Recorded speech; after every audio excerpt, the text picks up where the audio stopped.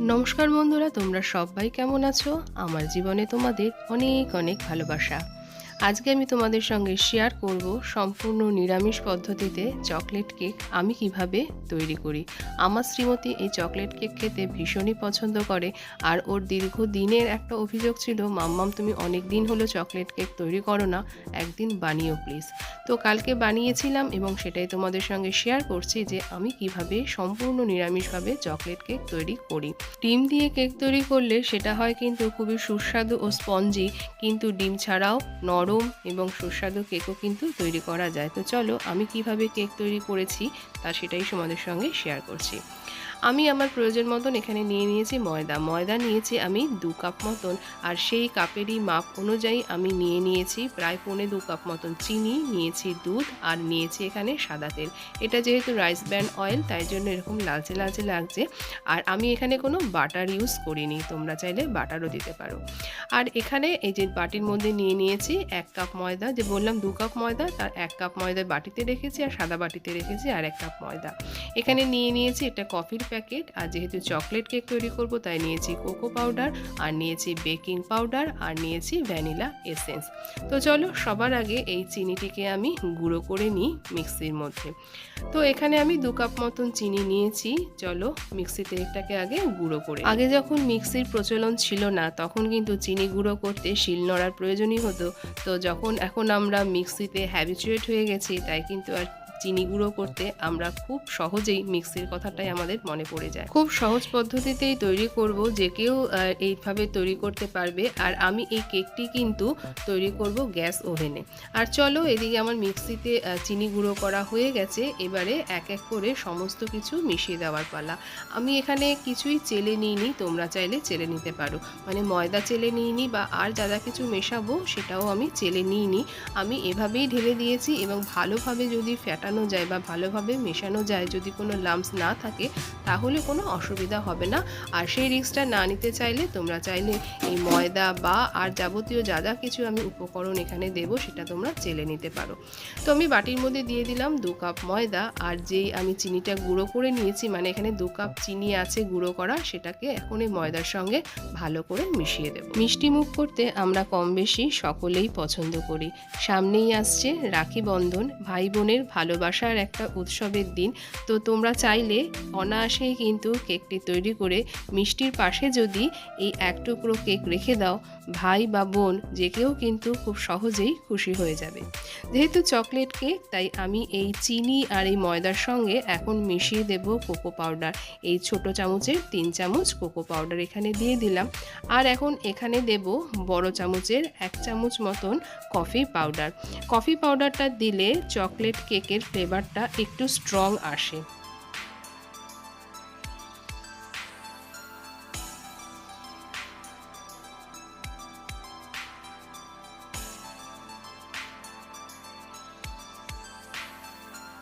এবারে এই সমস্ত উপকরণ বেশ ভালোভাবে মিশিয়ে নিয়েছি, আর এখন এর মধ্যে আমি দিয়ে দেব এই সাদা তেল।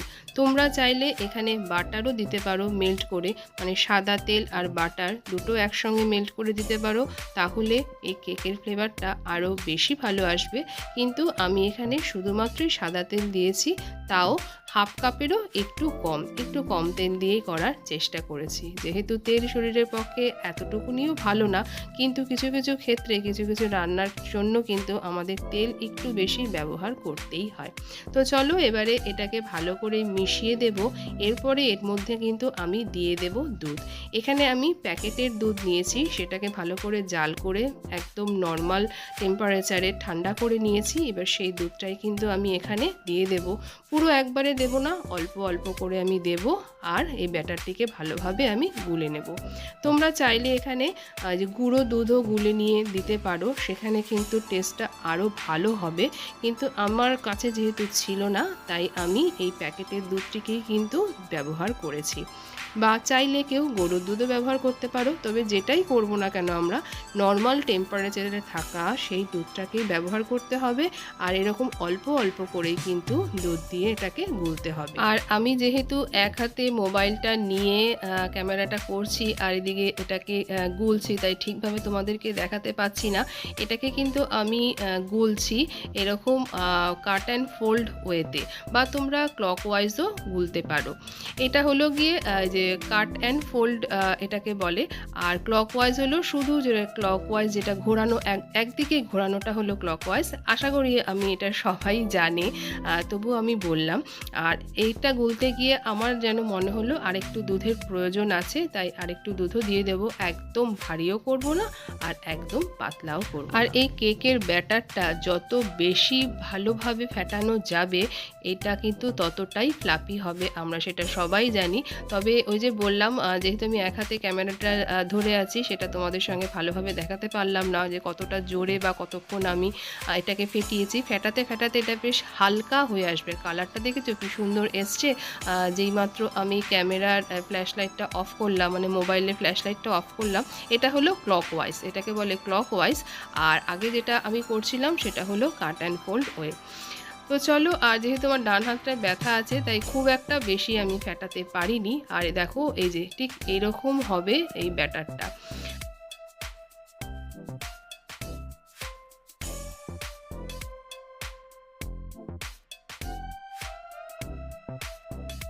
আর এখন আমি এর মধ্যে মিশিয়ে দেব বড় চামচের 1 চামচ মতন ভ্যানিলা এসেন্স।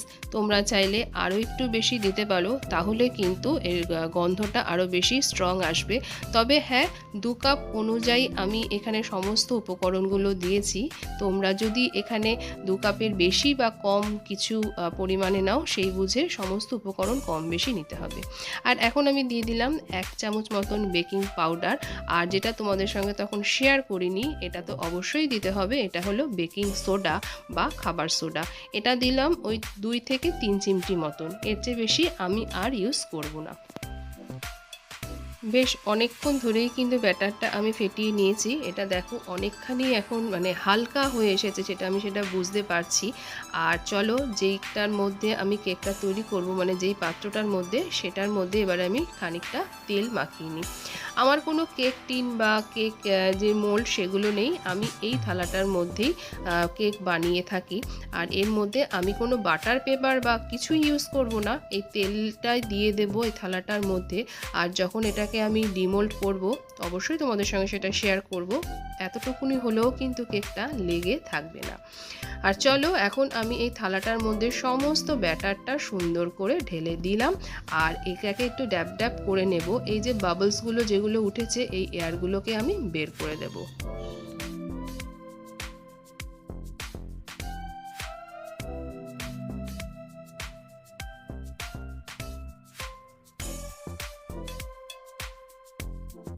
আর এই যে এতক্ষণ যে কর্মকাণ্ডগুলো করছিলাম, ততক্ষণে কিন্তু আমি গ্যাসের ওপরে এই কড়াইটাকে বসিয়ে দিয়েছি সিম করা অবস্থাতে। মানে এক প্রকার বলতে পারো কড়াইটাকে আমি প্রিহিট করে নিয়েছি। মাইক্রোওভেনে করলে যখন আমরা প্রিহিট করি, ঠিক সেভাবেই কড়াইটাকেও আমি এরকম ঢাকা দিয়ে প্রিহিট করে নিয়েছি। অসম্ভব গরম কিন্তু এটি। এখন দিয়ে দিলাম এর মধ্যে একটি স্ট্যান্ড। আমরা অনেকেই কিন্তু বালি বা নুন ইউজ করে থাকি, আমি কিছুই ইউজ করিনি, শুধু স্ট্যান্ড। খুব সাবধানে সাঁড়াশি দিয়ে এটাকে আমি এখন বসিয়ে দেবো, তার কারণ কড়াইটা কিন্তু এখন অসম্ভব মাত্রায় গরম। খুব সাবধানে এটাকে ঠিকঠাক মতন সেট করে দিয়ে এখন এটাকে ভালো করে ঢেকে দেব, যাতে এতটুকুনি কোনো হাওয়া না বেরাতে পারে। আর তারপরে আমি অপেক্ষা করব প্রায় 30 মিনিটের মতন। প্রায় 30 মিনিট পর এবারে খুলে দেখার পালা, এটি কতটা মতন হয়েছে। তো চারিদিকে হয়ে এসেছে, বেশ সুন্দর ফুলেও উঠেছে, কিন্তু মাঝখানটা কিন্তু এখনও কাঁচা আছে। চলো এবার এটাকে ঢেকে দিই, আরও 15 মিনিট পর এটিকে আবার খুলে দেখব। প্রায় 15 মিনিট পর এবারে খুলে দেখার পালা, কেকটি কতটি হয়ে এসেছে। তো মাঝখানটা দেখে যেন মনে হচ্ছে যে এবারে হয়ে গেছে। চলো এবার দেখে নেওয়ার পালা। একটা কাঁটা চামচ দিয়ে দেখি যে চামচের গায়ে কেকটি লেগে আসছে কি না। তো ফ্ল্যাশ লাইটটা অফ করাতে ওরকম অতটা কালচে লাগছে, আর ফ্ল্যাশ লাইটটা অন থাকাতে এরকম লালচে লাগছে। চলো এবারে দেখে নিই কতটা কি হয়েছে। মাঝখানে এই দেখো চামচের গায়ে একটুখানি লেগে আসছে, তার মানে মাঝখানটা আরও একটুখানি হবে। এবারে সাইডটা দেখিনি, আর সাইডেরটা কতটা হয়েছে, সাইডেও একটুখানি লেগে আসছে। তো চলো আরও 10 মিনিটের জন্য ঢেকে রেখেছিলাম, আবার এবারে দেখি কতটা কি হয়েছে। তো এই পর্যায়ে দেখছি একদমই কিন্তু লেগে আসছে না চামচের গায়ে, তার মানে কেকটা কিন্তু আমার একদম রেডি হয়ে গেছে। আর ঘরে কিন্তু কেকের সুন্দর একটা গন্ধ আসছে। আর এবারে গ্যাসটাকে অফ করে দিই আর কেকটা ঠান্ডা হওয়ার অপেক্ষায় থাকি। শ্রীমতী গেছে পড়তে, ওর আবদারেই যেহেতু আমি আজকে কেকটা বানিয়েছি, তো ও আসা অবধি অপেক্ষা করি। আর আমার শ্রীমতীকে দিয়ে কিন্তু কেকটা কাটাবো। আমার শ্রীমতী যেহেতু কোনো ড্রাই ফ্রুটস পছন্দ করে না, তাই আমি এখানে কোনো কাজু বা কিশমিশ বা টুটি ফুটি কিছুই ইউজ করিনি। তোমরা চাইলে অবশ্যই এটি ইউজ করতে পারো, তাহলে কিন্তু কেকের স্বাদ বেড়ে হবে আরও 10 গুণ। তো চলো, শ্রীমতী চলে এসেছে আর শ্রীমতী এই ক্যামেরাটা করছে। আর এবারে কেকটা কিন্তু মোটামুটি ঠান্ডা হয়ে গেছে, মানে ধরার মতন ঠান্ডা হয়ে গেছে। তো চলো এবারে এটাকে আমি ডিমোল্ড করে নিই। ওই থালাটা চারিদিকটা একটুখানি ছাড়িয়ে নিয়ে এবারে পেছন দিকটাকে একটু ড্যাব ড্যাব করে যেই মাত্র তুললাম, আর এই দেখো কেক কিন্তু আমার একদম উঠে এসেছে। থালার মধ্যে কিন্তু একদমই লেগে নেই যে ভেঙে গেছে বা কিছু। ওই যেটুকুনি লেগে আছে সেটা বাটার পেপার থাকলেও কিন্তু বাটার পেপারের ওখান থেকে ওটা বেরিয়ে আসতো। আর আমার সম্পূর্ণ নিরামিষ চকলেট কেক একদম রেডি। এবারে শ্রীমতীকে দিয়ে এটাকে কাটাবো। আর ও যেহেতু ছুরিটা ঠিক এরকমভাবেই ধরে, তোমরা কেউ কিছু মনে করো না। এক এক সময় আমার জন্য মনে হয় ও ছুরিটা ধরেছে কেক কাটতে নয়, কেকটাকে মার্ডার করতে। আর ও তো পড়ে এসেই যেই দেখলো যে কেক একদম রেডি, ও তো ভীষণ খুশি হয়েছে যে ওর মাম্মাম অনেক দিন বাদে ওর আশাটাকে পূর্ণ করেছে। আর চলো এবারে ও খেয়ে দেখুক কিরকম হয়েছে। তোমরা চাইলে কিন্তু এই রাখি বন্ধন উৎসবে মিষ্টির প্লেটের পাশে এক টুকরো এরকম সম্পূর্ণ নিরামিষ চকলেট কেক রাখতেই পারো। আর দেখি খেয়ে বলুক শ্রীমতী কেমন হয়েছে। শ্রীমতী তো খেয়ে বললো ভীষণই ভালো হয়েছে। আর তোমাদের যদি রেসিপিটা ভালো লেগে থাকে তো ভালোবেসে একটা লাইক করে দিও, কমেন্ট করে জানিও রেসিপিটা তোমাদের কেমন লাগলো। তোমরা সবাই ভালো থেকো, সুস্থ থেকো, সাবধানে থেকো। আবার দেখা হবে তোমাদের সঙ্গে অন্য আরেকটি নতুন কোনো ভিডিওর সঙ্গে।